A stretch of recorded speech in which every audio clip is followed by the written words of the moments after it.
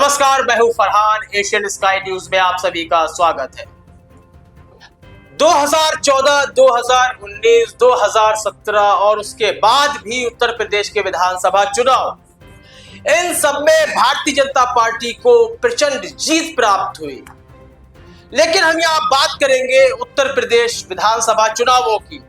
आप कहेंगे कि 2024 के चुनाव चल रहे हैं, लोकसभा चुनाव है, और मैं विधानसभा चुनावों की बात क्यों कर रहा हूं? तो करनी पड़ेगी। संबंध है, जो इस वक्त मौजूदा समय में चल रहा है उससे बिल्कुल संबंध है।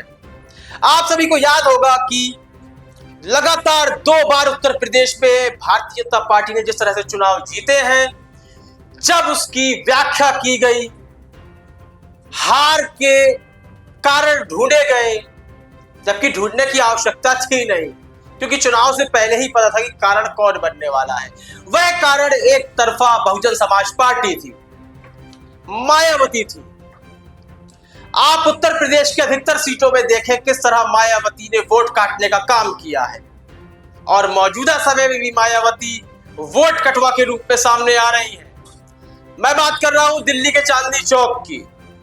चांदनी चौक एक मुस्लिम बहुल क्षेत्र है, जहां बहुजन समाज पार्टी की तरफ से अबुल कलाम नाम के नेता खड़े हुए हैं जीतने के लिए। वहीं आजाद समाज पार्टी से एमएन रिजवी खड़ी हुई है।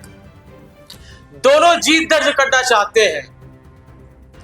और सबसे बड़ी बात यह है कि मौजूदा समय में 2024 के चुनाव में जब इंडिया अलायंस बना, तब सभी विपक्षी दलों का, उसमें चाहे हिंदू हो, मुस्लिम हो, सिख हो या ईसाई हो, उसका यही कहना था कि भारतीय जनता पार्टी को हराने के हमें मौके ढूंढने हैं, मौके बनाने हैं।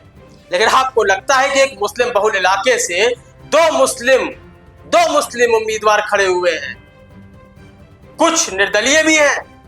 समझिए बात को। आपको याद करना होगा देवबंद में किस तरह भारतीय जनता पार्टी को जीत प्राप्त हुई। कारण यही था कि एक मुस्लिम बहुल क्षेत्र में निर्दलीयों को भी खड़ा हो जाना है, और अन्य पार्टी जैसे बहुजन समाज पार्टी मुख्य रूप से मुस्लिम उम्मीदवार को तब टिकट देती है जब एक और मुस्लिम उम्मीदवार सामने खड़ा होता है। चांदनी चौक में यदि आप किसी अनिश्चितता के चलते जीत जाते हैं, किसी संयोगवश जीत जाते हैं, तो यह अलग बात है। लेकिन यदि सूत्रों की बात करें, समीकरणों की बात करें, तो वहां पर भारतीय जनता पार्टी को जीतने से कोई नहीं रोक सकता। इस संबंध में आपको क्या लगता है कि 2 मुस्लिम उम्मीदवार, कुछ मुस्लिम निर्दलीय उम्मीदवार, आखिर भारतीय जनता पार्टी को फायदा कौन करवाना चाह रहा है? आखिर वह कौन है? आप हमें कमेंट सेक्शन में बता सकते हैं।